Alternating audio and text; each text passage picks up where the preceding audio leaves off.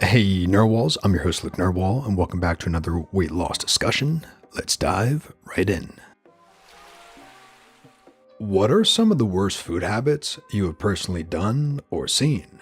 I work in healthcare, so I've seen a ridiculous amount of obese people that come to the office or hospital. While being obese by itself is an issue, also an issue are bad habits. I'm talking about the leader of Dr. Pepper and Doritos for breakfast, hearing how someone couldn't bear to fast for 12 hours before a blood test ECT. My personal favorite are the fast food medical emergencies, where a patient arrives thinking they were having a heart attack, but they also had time to stop for a combo number 5 from McDonald's.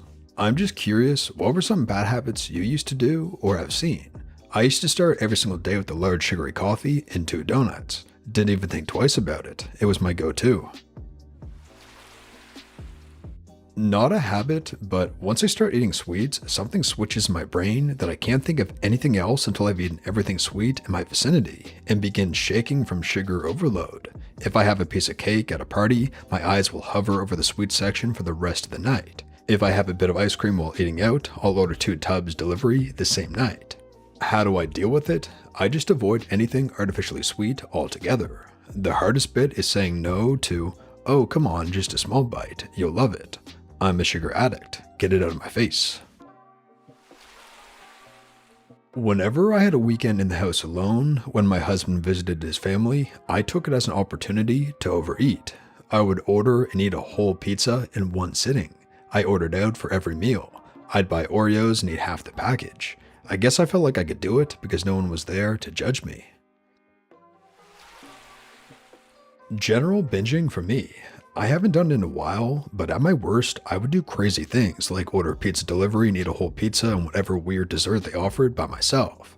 I'd bake a cake or brownies and eat them out of the pan until I felt sick. I'd buy those generic donuts from the grocery store or a dozen from Dunkin' and eat them all by myself with some milk. One of my favorite snacks for a short period was dipping a whole family-sized chip bag of BBQ potato chips into a whole container of sour cream. One time, I ordered 2 burger meals from Sonic so I could eat one on the way home and have the other once I got there. Reflecting on it, I'm definitely embarrassed and grossed out by my behavior. Big yikes.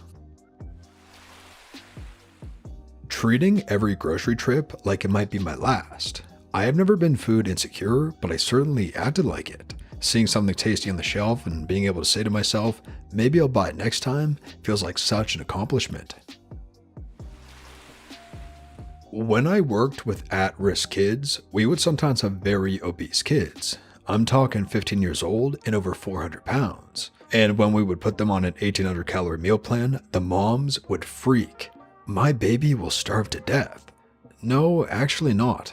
Also, I work with people who swear they are trying to lose weight and don't eat much, but will have 3 Pepsi and 2 honey buns for breakfast. Okay, well that's my whole daily allotment, but please continue to tell me how little you eat. I used to eat a pint of Ben & Jerry's nearly every single night. I'm always shocked by people who just don't eat vegetables. I was raised in 5 servings of fruits and vegetables a day household, and at least one of those servings had to be leafy greens. It was pretty rare for dinner to be served without salad, usually romaine and some other types of lettuce, carrots, red cabbage, and whatever other vegetables were around, just dressed with olive oil and balsamic. And we were expected to eat a plateful of it, plus the main dish would usually incorporate vegetables too. When other people list what they eat in a day and there are no vegetables, I cannot wrap my mind around it. I recently stayed with my parents for 6 months when COVID affected my work location and I quickly took over all the cooking. They can easily go for days without one of their 5 a day. How can anyone not eat a single fruit or vegetable for that long? I tried to cook food they liked, but made sure there were a few hidden veggies. Eating icing by itself. Like, if I wanted something super sweet and quick and I didn't feel like baking, I just picked myself a couple spoonfuls of icing. I'd say this was probably a less caloric solution than baking an entire batch of cupcakes that I'd be eating for days, but still. Personally, when I was in a binging cycle, I'd do my best to hide it from others. I'd have a whole dinner from a fast food place before coming home and having a second dinner. I'd eat at work and then eat out more with coworkers because they didn't know how much I already had. lots of eating in the car and hiding food away from my husband and kids so I wouldn't have to share it. My ex used to manage a bakery. They had a policy of not giving the day-old food to the food bank, so he'd bring it home to give it to me to give to the food bank. Their sourdough was to die for. I would grab an uncut loaf, tear a chunk off, nuke it for 20 seconds, and butter, eat, and repeat. It got so bad that he quit bringing it into the house, and he'd just take it directly into my car. He'd leave me a note the following morning when he left for the bakery. I used to go the whole day without eating, and then around 9 or 10 p.m., I would go ham and cheese on the dollar menu or house a 20-piece nugget. It wasn't like this every day, but generally, there was rarely breakfast, and if so, it wasn't nutrient dense. The snacks I ate were junky and super processed, and a day without meat was non-existent. I felt miserable at the time. I kicked my habit briefly, but then hopped back to drinking my morning coffee, which I do use creamer in. It's not the worst, but before that, I'd head to Starbucks for a tea latte and even a grande, which was easily 250 calories in one go.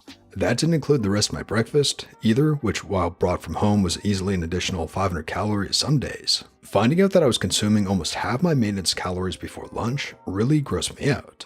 No wonder I was having trouble losing weight. Is creamer necessary? Probably not, but I'll take 70 to 90 calorie morning coffee over the 200 plus drinks I was consuming in the past.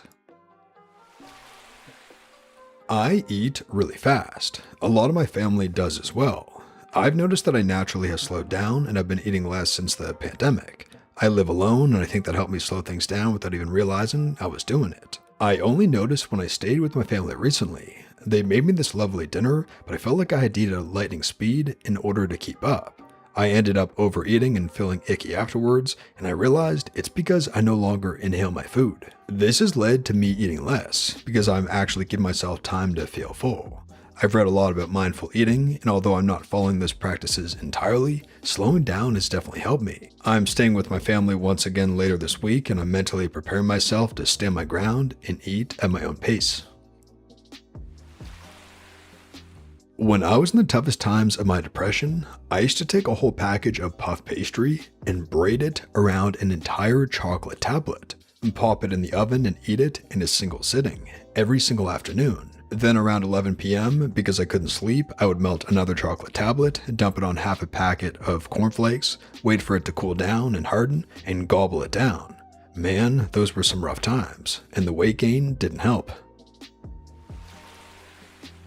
My uncle used to only drink Pepsi, any time of the day, anywhere. He would also always serve us kids fatty fast food crap like chicken McNuggets and fries. I came from a home where soft drinks and deep fried stuff were pretty much banned, and it was exciting to me, but now as an adult, I realized that he genuinely thought of this stuff as proper food. I don't know if it's still that way though. As far as I know, my aunt always had a pretty solid grasp of what a healthy diet actually is. I was taught, starting around age 8, that if I kept my emotions at a level others found acceptable, I'd get rewarded with McDonald's after school. By age 12, it was automatic that I'd hide my strongest emotions and then go eat junk food and fast food by myself later to sublimate them. And now at 35, it takes a lot of mental effort to stop that habit from kicking back in when I feel sad, mad, or despair, etc. I used to be an attorney and I found the job extremely stressful. On Fridays, I would leave the office and get a family order of spaghetti and meatballs from a local Italian restaurant. It was like a bucket of food. I'd come home and eat the whole thing in one sitting. While eating, my stress would vanish, but when I finished the meal, it would come back tenfold. In addition to the self-loathing and physical discomfort from eating so much. Ugh, those were terrible times. My scarcity mentality has been in me since childhood, and it's been a barrier. When I was a kid, if we ever had a half day, example for a holiday, I would eat lunch twice, once at school and again at home. I would try to hide it from my parents, and I felt like I couldn't waste the opportunity to eat. It was beyond unhealthy, especially since American school lunches are full of junk. And that brings us to the end of the video, Narwhals. I really hope you enjoyed. If you did, please tap subscribe to join our awesome community, the Narwhals, and for more weight loss stories that help you stay on track. And here's our featured Narwhal of the day. 65 pounds lost and another 35 pounds to go.